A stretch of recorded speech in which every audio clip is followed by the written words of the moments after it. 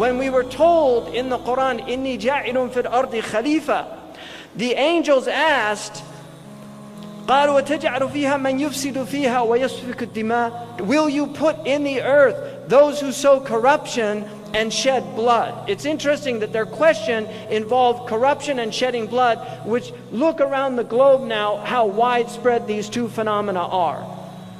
Corruption and bloodshed. We have corruption, unfortunately, the Muslim countries, the corruption indices that are done in the Scandinavian countries on a yearly basis, the Muslim countries are some of the most corrupt. They are, in fact, considered to be the most corrupt countries in the world. In fact, on average, Nigeria always takes first place, and Pakistan generally comes in second. But I have a Pakistani friend who informed me that the Pakistanis bribed the Nigerians to take first place. So this is a big problem. This is a major problem that we have.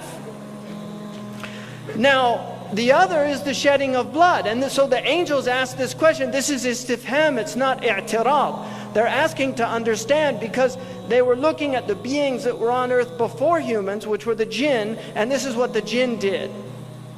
The jinn were here before us, and they were corrupt and they shed blood. And so the human being was put here to replace them. Now, what's interesting about this replacement, the angel said, وَنَحْنُ نُسَبِّحُ بِحَمْدِكَ وَنُقَدِّسُ لَكَ. We praise you and we deem you holy and transcendent beyond any description, that this is what we do. Allah says, قَالَ إِنِّي أَعْلَمُ مَا لَا تَعْلَمُونَ. I know what you do not know. And this is important, that the word that is used is, I know what you do not know. قد ألف بين قلوبهم وبحبل الله قد اعتصموا.